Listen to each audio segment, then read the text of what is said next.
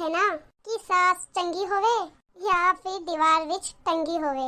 लेकिन ये क्या, सास तो दीवार विच टंगी है, लेकिन देवर देवर ही सास बनने की कोशिश करे तब। ये खाने की टेबल पर अभी तक खाना क्यों नहीं लगा? और भाभी कहाँ है? ये रहा आपका ब्रेकफास्ट देवर जी, आइए बैठ जाइए। क्या हुआ भाभी, आज नाश्ता बनाने में देर कैसे हो गई? देर से उठी थी क्या आज आप? हाँ देवर जी, आज उठने में थोड़ी देरी हो गई थी। अच्छा हुआ ज्यादा देरी नहीं हुई, टाइम से नाश्ता भी बन गया। सूरज भी तैयार होके आते ही होंगे, मैं उनका भी नाश्ता लगा देती हूँ। भाभी, अगर आप यूं ही देर से उठती रही तो घर कैसे संभाल पाओगी? अगर आज नाश्ता टाइम से नहीं बनता तो मुझे और भैया को ऑफिस जाने के लिए कितनी देर हो जाती। और प्लीज भैया का नाम ना लिया करे, बेटे नहीं है वो आपके। शांत हो जाइए देवर जी, ऐसा कुछ हुआ तो नहीं है ना? अब से ध्यान रखूंगी मैं इस बात का, कैसा फिर से ना हो। क्या हुआ, फिर से तेरी सुबह सुबह सासगिरी शुरू हो गई क्या? नहीं भैया, वो बस मैं भाभी को बता रहा था सुबह थोड़ा जल्दी उठे, आज वो लेट हो गई थी ना इसलिए। कोई बात नहीं, थोड़ी सी देरी चलती है राहुल। वैसे भी ये तेरी भाभी है, ना कि कोई मशीन जो रोज सुबह टाइम पर ही उठेगी। अरे कभी कभार देर भी हो जाती है। सब छोड़, जल्दी से नाश्ता कर कर ऑफिस पहुंच जा। हाँ ठीक है भैया, आप चलिए, मैं जल्दी से आता हूँ। और कुछ चाहिए या देवर जी आपको? नहीं भाभी, मेरा हो गया है, मैं ऑफिस जाता हूँ। आप पूरा घर का काम टाइम से खत्म कर देना। आजकल घर में गंदगी बहुत मिल रही है, आप अपना थोड़ा टाइम फोन से हटाकर घर के काम पे भी दे दीजिए। ये देवर जी हर वक्त मेरी सास बनने की कोशिश क्यों करते हैं? मैं इनकी भाभी हूँ, ना कि बहू। शाम को दोनों भाई ऑफिस से घर लौटते हैं। हम घर आ गए, कहाँ हो कोमल? कैसा रहा तुम्हारा दिन? बहुत अच्छा। चलिए आप लोग हाथ मुंह धो लीजिए, मैं तुम दोनों के लिए खाना लगा देती हूँ। दिन तो अच्छा ही रहेगा ना, कोई काम धाम तो करती नहीं, सारा दिन बस।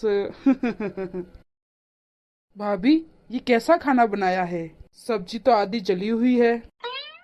हाँ, गैस पे सब्जी चढ़ा के मैं किसी और काम में लग गई थी, बस उसी बीच सब्जी जल गई। ये तो अच्छा हुआ ज्यादा नहीं जली। ज्यादा नहीं जली से क्या मतलब है? सब्जी जली तो है ना, थोड़ी या फिर पूरी? भाभी, मेरे और भैया के साथ कोई अचानक दोस्त घर पे खाने आ जाता तो, और ऐसी सब्जी खाता तो क्या बोलता कि आपको ठीक से सब्जी बनाने तक नहीं आती? देवर जी वो गलती से हो गया, क्योंकि आज घर पे काम बहुत था तो मेरा ध्यान सब्जी पे गया नहीं। और वैसे भी हमारे घर में कोई आता तो आप मुझे बताते तो सही। भाभी, आप समझ नहीं रही हो, आप इस घर की बहू हो। अगर आप ही ऐसी गलतियां करोगी तो बाहर वालों को बातें बनाने का मौका मिल जाएगा ना। अरे लोगों का मुंह कौन रोक सकता है? देवर जी मेरे तो समझ में कुछ नहीं आ रहा, आप ये कैसी बातें कर रहे हो?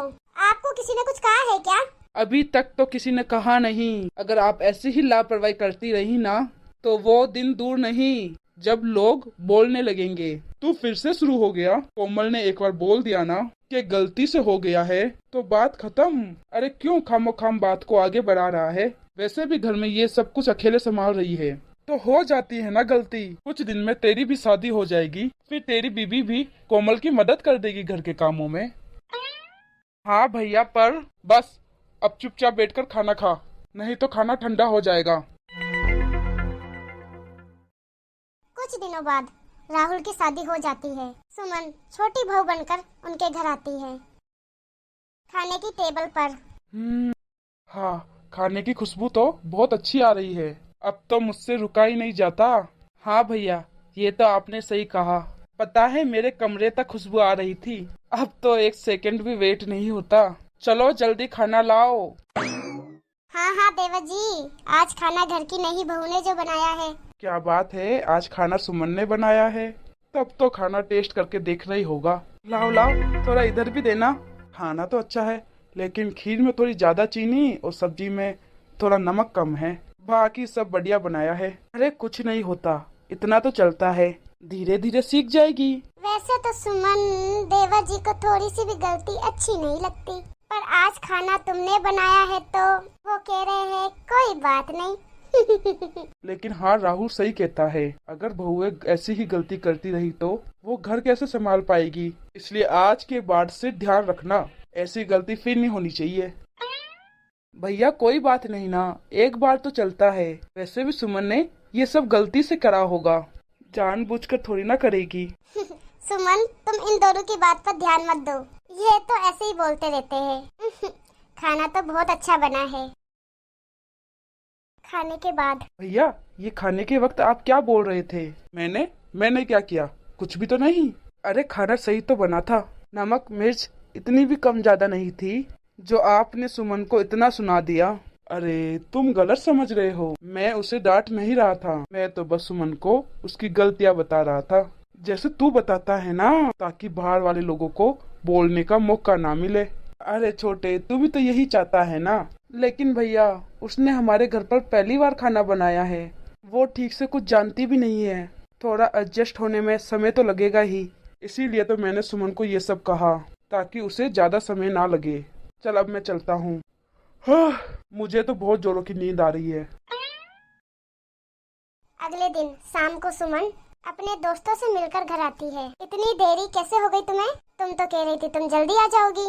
भाभी, जब मैं मायके से लौट रही थी तो रास्ते में मुझे मेरी सहेली दिख गई, तो मैं उसके घर चली गई थी।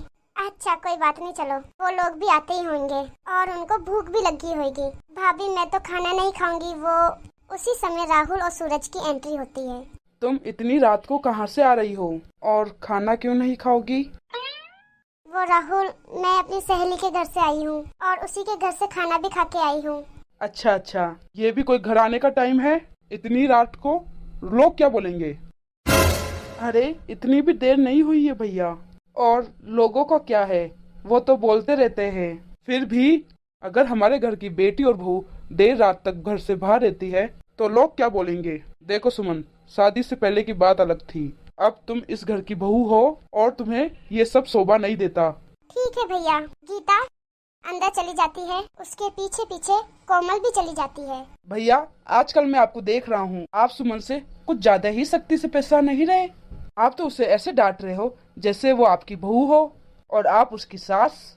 क्यों, तुझे बुरा लग रहा है? हाँ भैया, मुझे तो छोड़ो, उसे कितना बुरा लग रहा होगा। इस वक्त वो क्या सोच रही होगी कि आप उसकी सास बनकर कितनी आनाकानी कर रहे हो, और तू यही आनाकानी जब अपनी भाभी के साथ करता है तब तुझे बुरा नहीं लगता है? लेकिन वही बर्ताव तेरी पत्नी के साथ हो रहा है तो तुझे बहुत बुरा लग रहा है। तो सोच तेरी भाभी को कैसा लगता होगा जब तू दिन रात तेरी शिकायतों की लिस्ट बनाकर अपनी भाभी पर हुक्म चलाता रहता है, उसे तंग करता है, उसे ताना मारता है। नहीं भैया, मेरा ऐसा मतलब नहीं था। वो तो मैं भाभी को इसलिए बोलता था क्योंकि हमारी माँ नहीं है और मुझे डर लगता था कि भाभी कोई गलत ना कर दे। तेरा चाहे कुछ भी मतलब हो, लेकिन तुझे तेरी भाभी के साथ ऐसे बर्ताव नहीं करना चाहिए था। वो उम्र में तुझसे बड़ी है और पद में भी। अगर तुझे कोई शिकायत है तेरी भाभी से तो मुझे बोल देता। अगर तू खुद ही इस तरह सास बनेगा तो सामने वाले को बुरा तो लगेगा ही ना, और देखने वाले को भी। ठीक है? जी भैया, समझ गया हूँ। जो आप मुझे समझाना चाहते हो वो मैं अच्छी तरह समझ गया हूँ।